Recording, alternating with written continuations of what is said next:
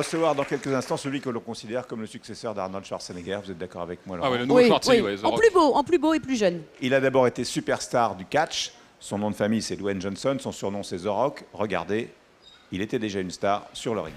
Voilà, The Rock est à l'affiche du film qui est en compétition, Southland Tales, de Richard Kelly, le réalisateur coqueluche aujourd'hui d'Hollywood. Les voici tous les deux. If you smell what the Rock is cooking.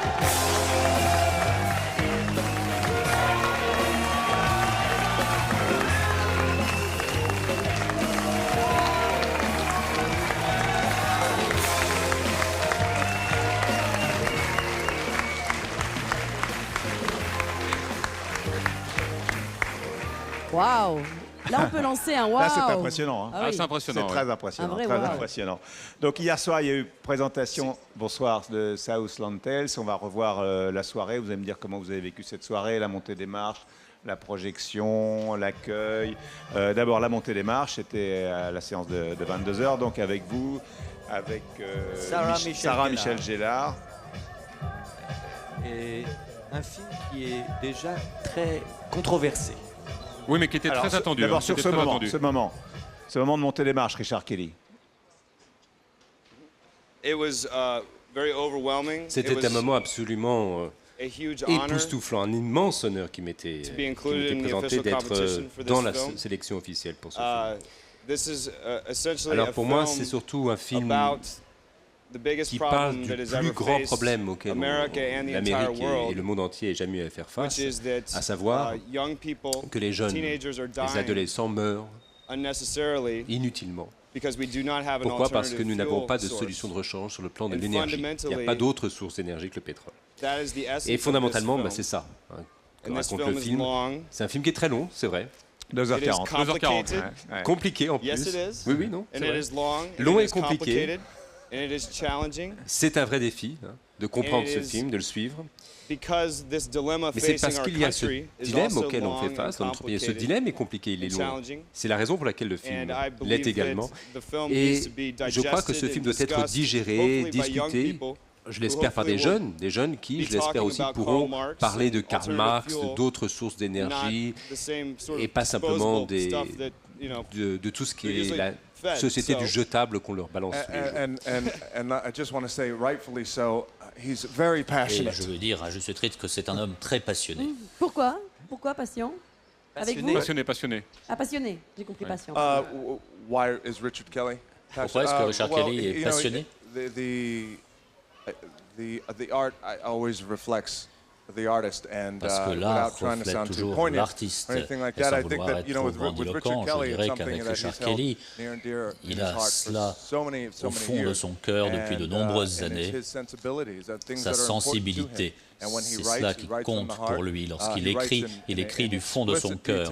Il écrit dans le moindre détail, rentrant dans tous les détails avec ambition, courage et sans présenter d'excuse. C'est pour cela Alors, il y a dans que ce le film film fait controverse. un casting impressionnant. Hein. Donc, il y a The Rock, qui est successeur de Schwarzenegger. Il vous a intronisé dans un film il n'y a pas très longtemps. Sarah Michel Gellar, je l'ai dit.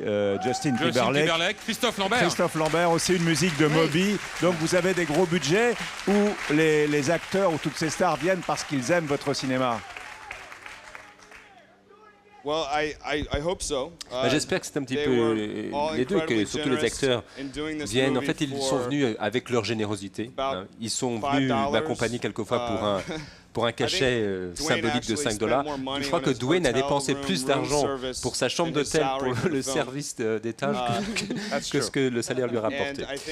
Mais en même temps, ce film a été fait pour un budget de quoi, $17 millions. 17 millions.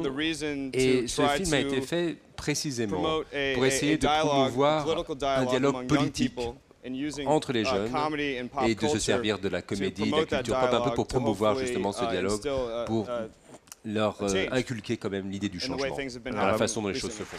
Quelle est la morale du film pour vous? Pour moi, la morale de cette histoire, mais avant de répondre à votre question, je voudrais commencer en vous disant qu'il y a une chose merveilleuse sur ce film Southland Tales, c'est que ça contraint le spectateur de se forger une opinion. On ne peut pas regarder ce film avec paresse. Et pour moi, c'est très important car j'aime être un peu paresseux lorsque je vais au cinéma. Donc, en lisant ce script, en regardant ce film, on est contraint d'avoir un avis. Ce qui compte le plus pour moi dans cette morale, c'est la vérité, la quête de la vérité. Rechercher la vérité. Mon personnage la recherche sans cesse. Il est schizophrène, paranoïaque, amnésique. Il a un petit peu poule mouillé aussi, hein. Il a un petit côté poule mouillé aussi. Mon personnage, vous voulez dire. Oui, c'est vrai, un peu poule mouillé, c'est vrai. Ce n'est que la fiction. Ce qui m'a plu, c'est de montrer la différence entre mon personnage qui a beaucoup d'ego, de dureté, mais qui en même temps, lorsqu'il est touché personnellement et qu'il est amnésique, qu'il a une petite amie qui est une star du porno, et il a également une épouse. C'est dur pour lui. Mais j'ai essayé de le montrer comme quelqu'un d'apeuré, pas sûr de soi, un peu comme une poule mouillée, comme vous disiez.